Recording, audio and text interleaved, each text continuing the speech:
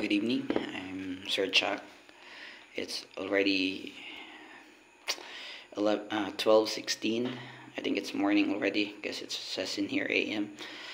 I'm here to discuss about certain topic that makes me quite interested in, and it's since college. I'm very fan already of Plato and all his readings and books. So what I'm gonna be doing is I will try to share something about one of the allegory, the infamous allegory of the cave by Plato, which is written in the seventh book entitled The Republic by Plato. So si Plato di ay kuan siya kananay estudyante siya ni Socrates. And to give idea what is an allegory, so by definition it says an allegory is a device or artistic form in which a story, poem, or visual representation has a hidden or a symbolic meaning beyond its literal interpretation. In allegory, so the characters, events, settings are often represented in abstract ideas, moral qualities, or historical events. So the primary purpose of an allegory is to convey complex concepts, themes, or messages in more engaging and relatable way. So sa Binisaya, ang allegory pwede siya sa pamaagi sa story, mga kwento, or mga storya, poem, or visual representation nga naay definition or gitago nga definition. Sa allegory, it says in here, the characters or ang mga tao, animals or butang, o events o mga panghitabo, o ang lugar na siya'y kaugalingon niyang definition or pagpasabot, which is actually conveyed in a more complex way. So munya masabtan nato na siya, kaya ako man siyang isulti ninyo unsa ang allegory of the cave. So how does the allegory of the cave goes into? So ang allegory of the cave, ganin siya nahitabo. Imagine nga nay tulo ka tawo nganlan nato siya og Juan, Pedro, og Santiago. Tulo ka tawo. So kaning tulo gikan sa pag-anak nila, gipriso ni sila dito sa kuweba. Gipriso sila sa kuweba. Dayon gibangan sila sa tulo ka bato. So si Juan, Pedro, ug si Santiago. So kaning tulo gipriso sila sa kuweba. Ilang makita is wall. Plain ra gid nga wall, itumon. And gikan sa kaning tulo gayangan na sila. Kaning tulo sa likod nila is naapoy kanang wall nga nagatang. Kanang wall, napagid sa wall dito sa taas sa wall is ang kalayo nga dako. So dako nga kalayo. And since makita nilang tulo ni Juan, Pedro ug Santiago is katurang wall,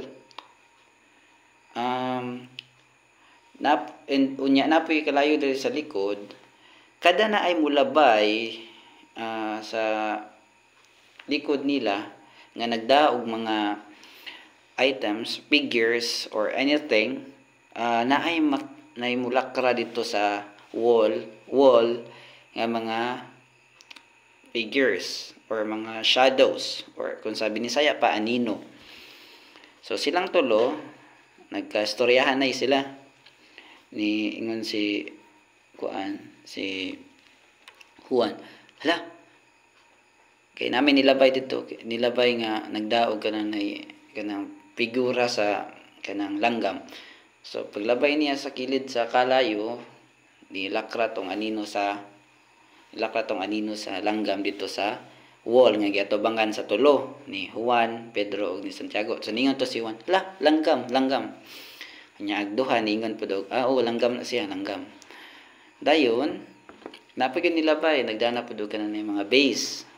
Nilakra na po dito sa wall nga ilang giatubangan. Ngayon sila, that's a base. Yes, that's a base. Agree na po ang duha. So, as time goes by, nagpabalik-balik to siya nga sistema. And as time goes by, nakabuhi di si Pedro gikan sa iyang pagkagapos. So, pagkabuhi niya atubang siya dito sa kalayo sa likod. Kita niya nga, grabe ka hayag ang nasa likod. So tungod sa kahayag, nakita siya og buho, and dito sa buho ni agi siya. Dayon nakita niya sa buho ang tinuod nga sitwasyon sa kalibutan. So, lahi sa nakita niya nga mga wall ra, nakita niya nga wall ra since the very beginning. Dito sa gawas nakita niya ang kahoy, langgam, ug adlaw, ug bituon. So in reality, nakita niya dito nga dili day anino. Dili ra di ay compose og anino ang kalibutan. Nga kining mga aninuha nga nakita niya sa una, naaday original nga mga object nga gigikanan ani. Nya katong anino, ang hinungdan adto di ay katong adlaw. Ningon siya. Ningon si Pedro. Tungod di ay na anino kay naaday adlaw, which is the source of light. So bitaw na di man ka magkaanino kung walay light. So nakita niya tong adlaw as the source of light. So niatubang siya, kita siya sa paglakaw niya nakita siya og kanang nilakaw siya padung sa kanang sa sapa. Nakita niya dito ang refleksyon niya sa tubig. Di niya akong forma, ningon siya.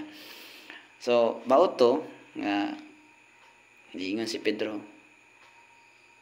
So naagid ay mga tinuod nga butang nga wala pa nahibaw ni Juan og ni Santiago. So ang iyang gibuhat nibalik siya sa kuweba. So gaping explain ni Juan pag-abot niya dito sa kuweba. Gapi ko niya explain. Juan og Santiago, dili na ako mong kanang buhian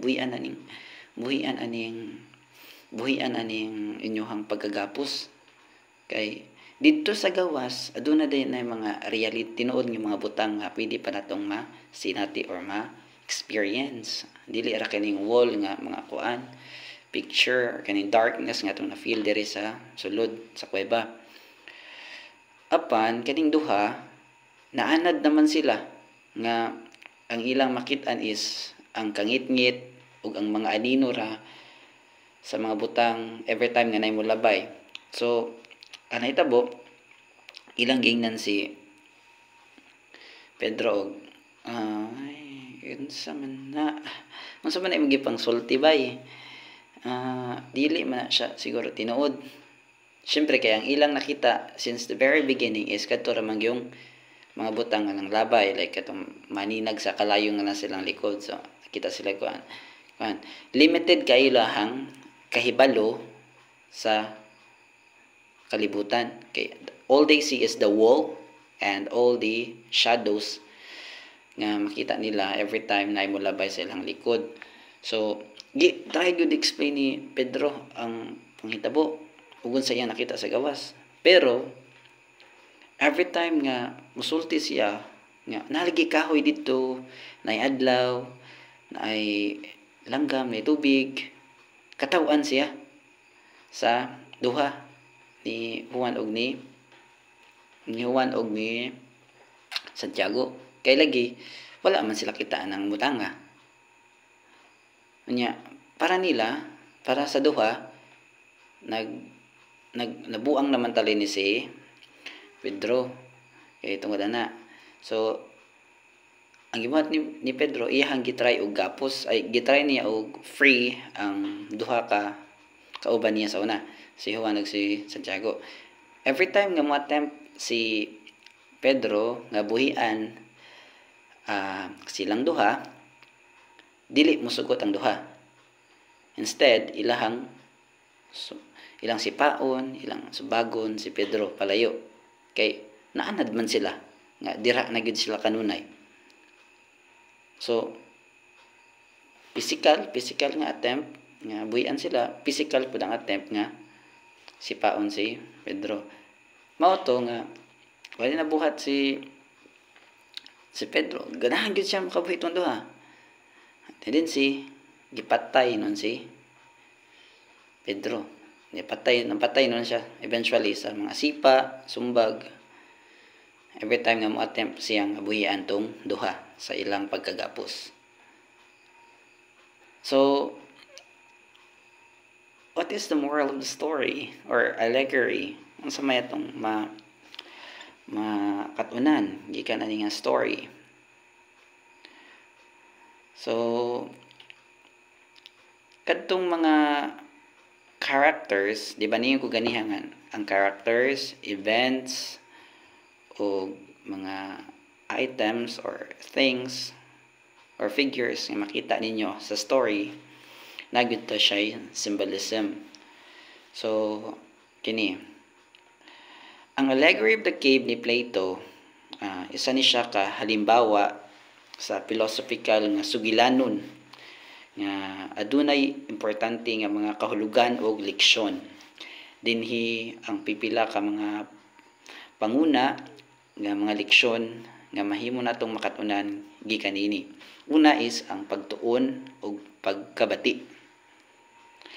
So ang mga tao sa kuweba nagrepresentar sa mga individual nga wala pa kahibalo o walay interes sa pagtuon, pag-usab sa ilang kaugalingon nga mga kalinaw ug pananaw. Mahinungdanon nga gidawat nato ang higayon nga magtuon og mga muyo alang sa daghan pang kasayuran o kahibalo. So kato sila Juan, Pedro ug si Santiago, nato sila representation. So si Pedro para nako is a representation of someone nga gikan sa pagka pobre or pagka walay nahibaw-an apan tungod kay na siya interest nga makabuhi or magkat-on. So nikamot siya makagawas, nakita niya ang more deeper horizon or a larger or wider horizon. And si Juan ug si Santiago mo pud toy representation sa mga tawo nga narrow-minded and limited kayo ilahang pagtan-aw sa kalibutan. Like kung unsa ra ilang nakita ug naandan, mora pud to ilang ganahang sundon. And every time nga naay tawo nga mo attempt og educate nila, instead nga dawaton ang leksyon nga gihatag anang tawhana or gina-impart, ilaha hinuong atakehon og physical or emotional or unsa pa diha tung tawhana nga nag-educate nila. Due to the fact nga they are slaves sa ilahang limited nga mga knowledge. So mo to siya ang pagtuon og pagkabati. Ikaduha is ang ilusyon sa katilingban. So katong mga anino nga mga butang sa katong wall or dingding sa kuweba nagpadayag sa pagpaila sa mga ilusyon sa katilingban, mga pagpatuo o kahibaw sa mga butang nga dili tinuod ukon mahimong limitasyon sa atong panglantaw. Maadyo nga i-critical nato ang mga impormasyon ug mga opinyon nga atong nabati aron pahibalo ang tinuod niya kamatuoran. So kadto kuno mga butang nga nakita nila Juan og ni Santiago og ni Pedro during the time nga gapos pa sila, nagrepresentar daw to siya sa mga butang nga kasagaran natong gibuhat diri sa katiningban, mga tuo-tuo, mga kultura nga atong nakaandar. Every time kinahay kining mga kultura sama sa piyesta, sama sa relihiyon, sama sa reliyon, piyesta, sa mga tradisyon nga atong naandan, nga every time na ay mo go against ani nga mga traditional views and beliefs, ato silang i-suppress. So see for example, just recently katong Pura Luca Vega, katong drag queen, in which he stated, or he ba na siya, or basta kay giningon siya nga it's katong ni perform siya og Amay Namin, it's his way of doing his representation of beliefs and saying mo iyang pananampalataya pamaagi. So since kita mga natural born Catholics and raised Catholics, so para nato dili gud to siya maayo to iyang gibuhat. But since di man siya nga mo to iyang pamaagi sa pagsamba, then I think it's fair enough pod siguro nga dawato na to. At least in a philosophical point of view, lisod mo kayo pod nga i-condemn na to ang tao because it will go against our belief as a Catholic too. So ni man taw nga kinsa ba pod lagi kita para mo suppress sa tao. So para nako, in my own opinion, dili maayo nga i-suppress na to ang tao tungod lang kay naa siya nabuhat nga mauton. And dili tatanang panahon iyahan ng kuanon ang iyahan ng pag dadon, because even ang Ginoo gani makapasaylon sa pakahaang mga tao. So we're not really in the position to judge particularly. So and some of the laws, some of the religious beliefs are not really quite consistent pertaining to the morality. So pretty much it's better that we keep it silent to all those kind of issues, and we use our brain critically.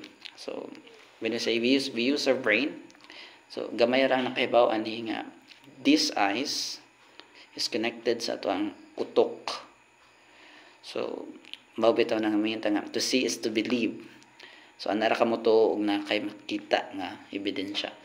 So since beliefs are not really visible because it's something innate sa ato, so maglisod siya, lisod ngayon nga ato siyang tuuhan kayo diretso without using our brain.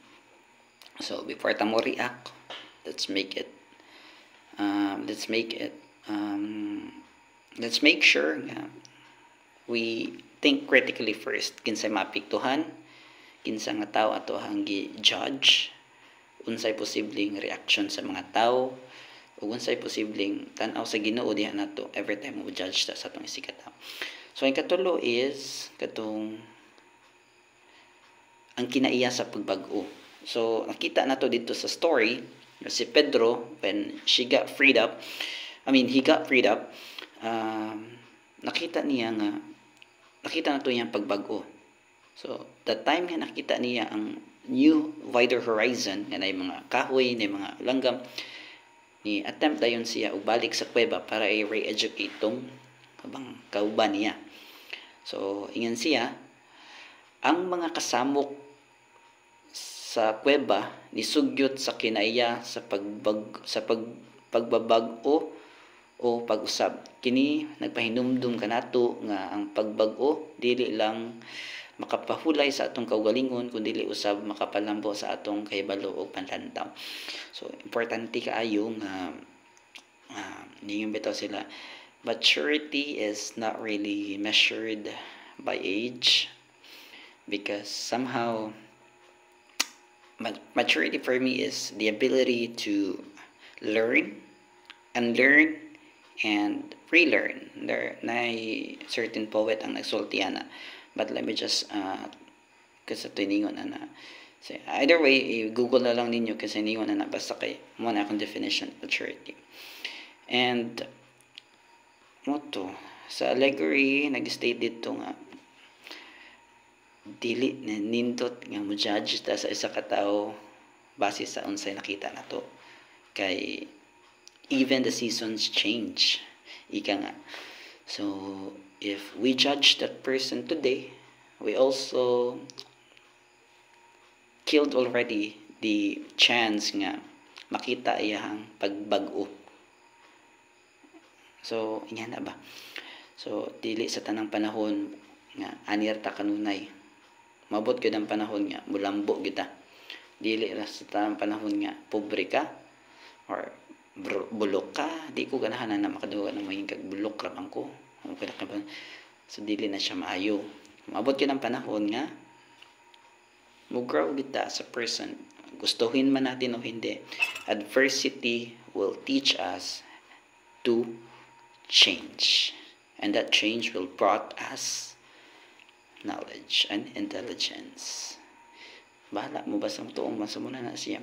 So ika-lima is ang pagsalig sa intelihensya or intelligence. So as I mentioned earlier, all our senses are connected to our brain.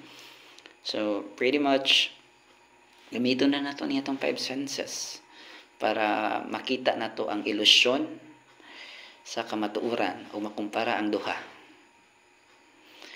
Ikaw is ang kahilom o katalagman sa pagkat-on. Ang kuweba mismo nga ilang gipuy-an, ang mga tao sa lungon or kuweba sa unang higayon nagdawat sa mga anino nga mga butang isip tinuod nga kamatuoran. Bitaw kat nakita sila itong unang nila nakita itong mga butang nga ni reflect dito sa wall, para nila mo ito tinuod. Mo ito tinuod. Ug ilang gisalig ang ilang kaugalingon sa kagalingon nga intelihensya. Mo kini ang pagsalig sa atong kahibalo nga kinahanglan palambuon og palig-unon. So the moment kini nga nakita sila Juan, Pedro og Santiago sa katong mga sa to shadows, nakita dayon nila nga langgam siguro to. Okay, nitalig man sila. Para nila langgam gyud to. So gamit nila ilang eyes as a medium to garner intelligence. Then ikapito is ang kalipay sa pag-usbaw sa kaalam. So the happiness nga ma-feel na to every time nga mag-learn ta. So sa pagluwas gikan sa kuweba, ang mga tawo na himamat sa gidaghanon sa adlaw ug sa tinuod nga kamatuoran sa kalibutan, kini mao ang kalipay nga mahimo natong maangkon sa pag-uswag sa atong kaalam ug pagkabati. So if I will be in the position of Pedro when nakagawas nako, the same thing ang mabati nako. Syempre malipay ko makita atong mga tawhana. So makalipay ko makita sa mga nagkadaiyang opportunity. So same goes to our studies. So mayan mo karon mga student ka, bulok raman ko, pobre raman mi, like dili man siguro ko makaeskwela kay kanang pobre rami wa may kimangkuan. So I think during that time nga naghunahuna mo na, it's better to step forward and suppress all this hardship na mabati ninyo, because that's really the time na you have to continue your studies and to gain new learnings and use this poverty or your lack of financial aspects as a leverage to step up your horizons, because the more educated you become, the more you see in this life. It's better nga lindot nga inyong gamito ng inyong kapobrehon para to step up. Mas tamis ko ang tamis ko no ang success ko gihaguan nimo, dili siya nakuha lang sa dali nga pamaagi or sa hugaw nga pamaagi. So as time goes by, bitaw na akong ginasulti ka na sa akong estudyante, it's not really about the grades, it's not really about the honors nga inyong madawat. At the end of the day, it's about the process. Giunsa nyo pagkat-on ang mga kahibaw nga inyo nakatunan, o giunsa ninyo pagtrato ang uban. Kasi naman ito po yung mga bright karon nga, wala pa kayo mga batasan. So, pretty much, if you will be in that kind of position, you have to, marunong dapat kayo makisama at marunong dapat kayong mag-aral. Kasi, mo ginang pinaka duha ka butang nga dili mo palyahon. Your vices, mabisyo-bisyo, makadawat man na. Pero kaning duha, inaamo ani, bisan pag di mo bright, malambo gid mo. So, sa may essence ato akong gipang share. So, I think that's it sa pagkakaroon. One more thing lang, I actually hate those kind of people nga mo sulti diretso sa ilahang nakita, ilahang nabati or nadungog diha sa ubang tao without critically thinking about it, or without critically reckoning all these thoughts or processing all these thoughts nga nadawat nila. Kanang mga marites, hindi kay ko pro nila because I really hate them. Actually, I don't really want to be like them. As much as possible, I don't talk about others. I just keep silent. Di ko ganahan mo sultig bati kay that's not really how educated behaves. And the hard part about it is you're destroying the reputation of that person, and you don't even know if that actually passes the three